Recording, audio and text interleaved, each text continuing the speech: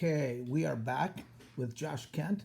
And so, Josh, tell us about what kind of a kid you were when you were 9, 10, 11 years old. Okay. I think it's stuck with me to some extent, but one of the main things when I was younger, I was pretty shy, pretty kind of in my shell most of the time. Um, Except when I kind of was active, when I was doing stuff in maybe sports or activities, either at school or even in the neighborhood. I grew up. I was the youngest kid in the neighborhood, so it was pretty much my place for me to kind of stay quiet and just kind of do what the bigger kids are doing, anyways.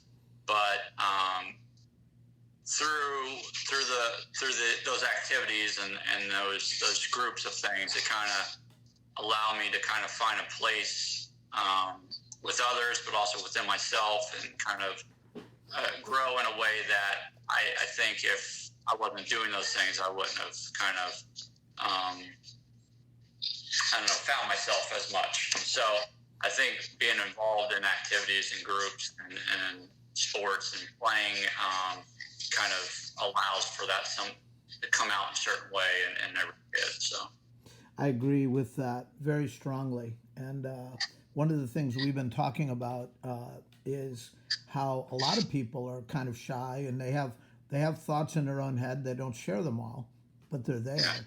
And this is kind of a theme that we've been on for a little while. So I think people can relate to that. Do you remember PE class when you were in school? yeah, I mean, my PE class, I mean, the main focus was, okay, let's just go outside. Let's, I mean, as an adult thinking back, let's get these kids tired and bring them back inside. So a lot of it was playing a game like kickball, playing a game like baseball, and those types of activities, maybe doing some laps around the PE field or some coordinated things, but nothing ever like you're doing with the kids at your school. But it was a way, obviously, again, to bring about, being kind of old school, bring about this social gathering of these kids, and in a way, not knowing as a kid, maybe the PE teacher's not realizing at the time, but developing a kind of a social aspect to it, and kind of this environment for these kids to kind of feel things out. I mean, when you're a kid, you're pretty much, especially in the classrooms, it's not typical behavior to kind of sit on a desk and just kind of be listening and not moving and being very kind of rigid. But when you're able to kind of spread your wings a little bit outside, you get a more fair share of how kids are truly acting, and kind of the social development of that, or the challenge of that, actually, because it can go good or bad depending on the kids, depending on the instructor. But I remember it being a fun time, and again, every kid likes going outside and playing to a certain extent. I think you've said some really powerful things just now, and I think this whole social gathering and what there is to learn from that, just throwing kids together and getting away from them. Sometimes the learning is organic, isn't it? Yeah. Which kind of brings us to soccer camp. There was a lot of that going on at soccer camp. Now, kids, I just want you to know that Josh has an almost lifelong involvement with our soccer camp, because he first came when he was really young, and he has continued as a coach right up until the last year we had camp, which was 2018. And he might, if we were still doing camp, he might still be one of our coaches. I'm very honored to that Josh was taking a vacation week to continue working in camp. I hope, because he believed in what was going on in camp. I think that's what it was. But what I want you to do, Josh, is reflect a little bit about your camp experience, both as a camper and as a staff member. Okay. So as a camper, again, I mean, my kind of survival instinct when I was in a group is, okay, I'll stay quiet and I'll just observe and watch everybody. And so with the soccer camps, it still allowed me to do that,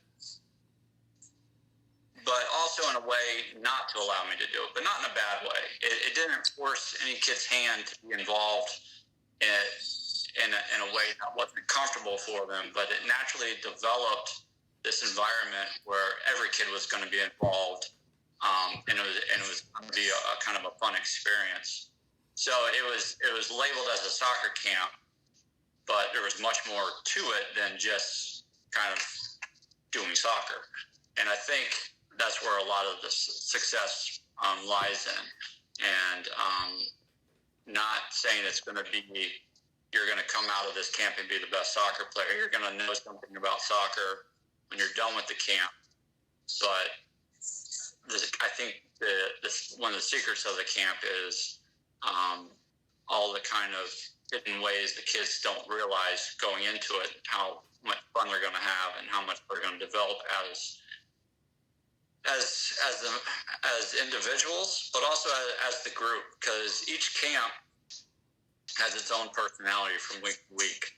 And so you could have a camper that goes all summer long, but each week they go, it's going to be a different experience for them. And I think part of that is not just relying on soccer, but relying on the personality of the group. And a lot of that is derived from Coach Harte and the coaches of the staff, but also giving the kids almost like a voice or a sense to develop the camp for themselves. And I think that was kind of an interesting part growing up, being part of the camp when I was younger, being a camper, but also something that I really wanted to kind of be a part of when I became a coach for the camp. Was kind of be a part of that experience for other kids. So myself, I was a pretty shy kid. I would just kind of stay in the middle somewhere and kind of watch everybody. But as I got older and became a coach, I wanted to kind of help be a part of that for other kids. And again, you didn't have to be the best soccer player always wasn't the best camper. And that really, I mean, there would be kids at the beginning of the week or summer who knew nothing about soccer, but they were still able to make a big impact on the camp itself. And that was really a testament to lining up the environment in a proper way for all the kids to be a part of it, not just kids that looked the part of a soccer player, kind of had moves and stuff like that. So that was a really big part of, I think, the success over the years.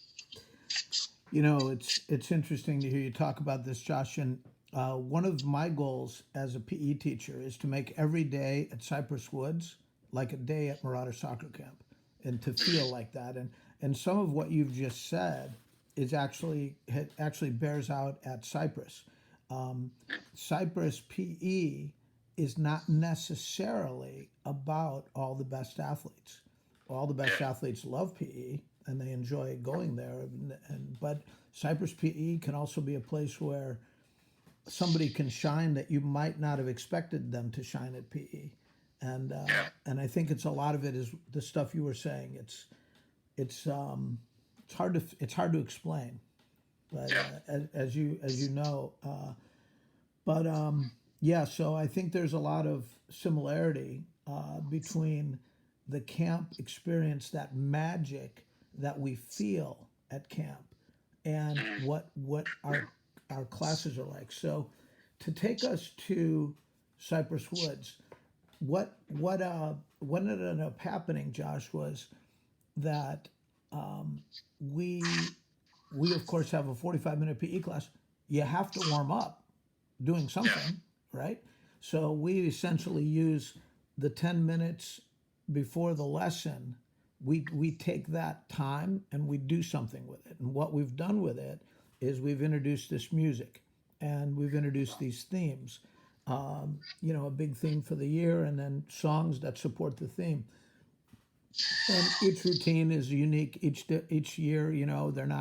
They're mostly exercise. Some of them, what we do is we go online and we look for cool routines and steal them. Basically, is what we do, or steal a piece of that routine, a piece of that routine, put them together, and that's the Cypress routine. So there's no like real genius in terms of choreography, but it's unique. It's unique to us. And then we teach the kids, and they go through the routines little by little. We've created an environment of safety where people feel safe doing this. And we've had some magic moments just at PE class, just in warm up, you know. And then, of course, those magic moments have been pulled together for the year end performance at the end of the year. Now, you've seen that video of that year end performance and of the kids performing. What is your impression of this? It's pretty impressive. I mean, I have been a part of things of that nature with the soccer camps, and so it's nothing new to me from Coach Harte's ability, but knowing, I mean, again, I have my degree in physical education, and going through school and having to attend PE classes over the years, and kind of observe and learn from that aspect. Nothing of that nature was ever attempted. It was basically, and not that the other PE programs were wrong or doing anything bad, but to kind of step up the level of what you can get out of a student, of a child. PE class is definitely a platform for that, because it does open up this format where you don't have to sit at a desk. You can be moving around. And it allows, and if you do it right, and you do it in a way like Coach Harte said, it provides this level of safety. You'll get these moments of magic. You'll get these moments of, there is something that every kid can offer, and not always is that environment set up for that in most kids. And most times you bring in any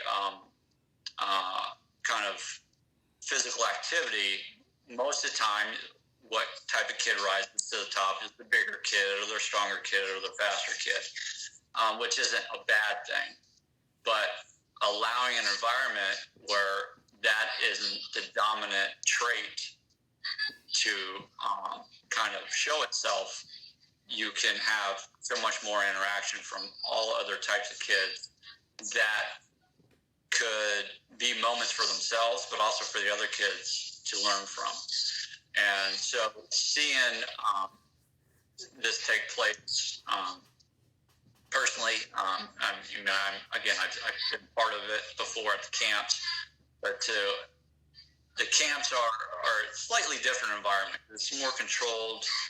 It's something that you can kind of be with kids all day, but knowing that you have kids coming from different classes throughout the day, and their attitudes may be kind of tempered from that in a good way or bad way. You have all these different kids mixing together, and being able to kind of turn them in a way that this is going to be a positive and growing experience for everybody. It's always easier said than done, but when you develop the habit and the routine, it's something that kids can kind of rely on for their day. Again, to kind of be a point in their day where they can look back with a positive. And that's very big for a kid, whether they know that's happening or not. It does influence the rest of their day. And again, as a habit-forming routine, it'll start to influence them more than just in a day's work. So it becomes a really kind of good part of their growth as a child. So it's good. I agree with all of that strongly. And one of the things that happened was we got to a point, like any good thing, nothing's ever goes perfectly.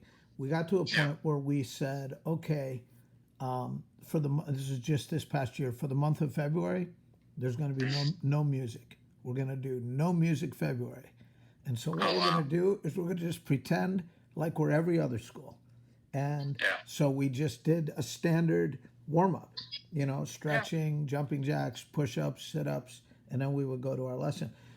Well, as you can imagine, Josh, the kids couldn't wait for March 1st to come because no Yeah. music February. Sometimes that the best way to appreciate something is to not have it for a while. Like we Yeah. don't have our freedoms right now to move about. It's one of the best ways to really appreciate them. So I think that what you said, and especially about involving all the other people and giving them a platform to all shine, including the athletic kids, Yeah. that's what we shoot for. And I think it does make a difference to them. I skipped a question. Sorry about that. Okay. So, No worries. guys, I used to coach, you've heard me a little bit talk about it. I used to coach a high school team called Clearwater Central Catholic High School. And we had a really good program. Lots of success, lots of different trophies and things. And Josh played there and coached there with me. So, Josh, what do you remember about playing for CCC and about coaching for CCC? Overall, it was a great experience. When I was younger, again, coming back to me being a shy kid and kind of being very introverted, being very kind of withdrawn and quiet, soccer was a connection for me to connect with other kids, to kind of, and again, not that I understood this at the time, but to work on different aspects of my personality in this environment of movement and involvement with other kids. So when I was younger, I couldn't necessarily flip on a TV and watch soccer anytime I wanted to, or even once or twice a week. Soccer wasn't really on the TV, and the channels weren't really accessible to everybody to watch soccer. So for me to get a dose of watching soccer when I was little, Clearwater Central Camp was that outlet for me. And so for me, being a younger kid and being connected to soccer and seeing it done this way was very powerful for me at the time. And again, I didn't know that I was going to go to Clearwater Central Catholic when I was older for high school. But just knowing that I could be a part of it at some point was kind of a really happy moment. But the environment it created was kind of like just more than rolling the ball out there and just kicking it around. From the fans, from just kind of being on the field and kind of all of what it kind of meant in a tradition for the school was a very big part of what we did on a day-to-day as a soccer player. So I wanted to be a part of that, having watched and kind of grown with it when I was little. Being a part of that was a very kind of exciting experience for me as I got older in high school age. Being a coach was, again, kind of sticking with that experience that I had as a child, and then growing up and kind of being able to be a player for the school and the team, and again, kind of hanging on to that experience a little bit more as a coach, and just kind of trying to kind of lengthen out that experience for other kids. So I just want to kind of be as part of that as much as I could. I think I made it through most phases as a fan, as a participant, and then as an influencer, as a coach. It was pretty exciting moment. So that was pretty nice. Well, you definitely were an influencer. You know that. And Josh is one of the best coaches I've ever worked with, guys. So maybe one day we can get Josh to come out to Cypress. But let's not get ahead of ourselves. Yeah. So, Josh, what I want to ask you, I have two more questions for you. The first one is, what do you think PE should be about in the year 2020 and going forward? What should PE be about? Well, I mean, at its core, and I think what most people believe it to be, and it rightfully should, is, I mean, it's kind of in the title, physical education. You want kids to develop a sense of, okay, I can move and be healthy, strengthen my body, understand, develop this aspect of myself, and kind of connecting to cardiac rehab where I work now.